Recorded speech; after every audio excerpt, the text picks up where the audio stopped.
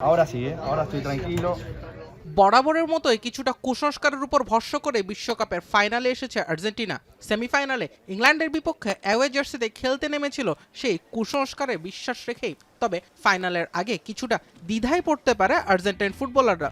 2026 বিশ্বকাপের ফাইনালে রেফারির ভাগ্যটা যে একেবারে অপয়া বর্তমান চ্যাম্পিয়নদের জন্য।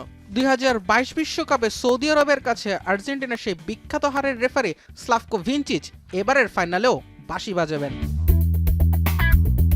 টানা 36 ম্যাচ অপরাজিত থেকেই গেল আসরে বিশ্বকাপে সৌদি আরবের বিপক্ষে মাঠে নেমেছিল আর্জেন্টিনা। যদিও দ্বিতীয়ার্ধে দারুণ এক প্রত্যাবর্তনে সৌদির কাছে হারতে হয়েছিল তাদের। স্লাভকো ভিনচিচের পরিচালনায় ওই এক ম্যাচে খেলেছিল আর্জেন্টিনা। সেই তিক্ত অভিজ্ঞতা নিয়ে রোববারে স্পেনের বিপক্ষে ফাইনালে মুখোমুখি হবে লিওনেল স্ক্যালোনির শিষ্যরা। বিপরীতে ভিনচিচের পরিচালনায় একাধিক ম্যাচ খেলে গুরুত্বপূর্ণ জয় পেয়েছে লামিনে ইয়ামালের স্পেন।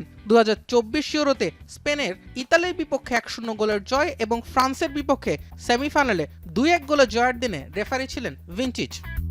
আমি ভরসা রাখি হিরন স্মার্ট ওয়াটার পিউরিফায়ারে। তবে স্লোভেনিয়ার রেফারি ভিনচিচের প্রোফাইলে এরই মাঝে আছে বেশ কিছু বড় ম্যাচ পরিচালনার অভিজ্ঞতা। 2022 সালে ইউরোপা লিগ এবং 2024 সালে চ্যাম্পিয়ন্স লিগের সেমিফাইনালে ম্যাচ পরিচালনা করেছিলেন ভিনচিচ। এছাড়াও এবারের বিশ্বকাপে হাই ভোল্টেজ ব্রাজিল মরক্কো ম্যাচের রেফারিও ছিলেন তিনি। 2010 সালে রেফারির লাইসেন্স পাওয়া স্লাভকো ভিনচিচের ক্যারিয়ারে সবচেয়ে বড় ম্যাচ হতে যাচ্ছে মেটলাইফ স্টেডিয়ামের ফাইনাল। আর্জেন্টিনা এই ম্যাচে অতীত কাটাতে পারে কিনা সেটাই এখন আগ্রহের কেন্দ্রে। জুবায়ের আহমেদ, এখন।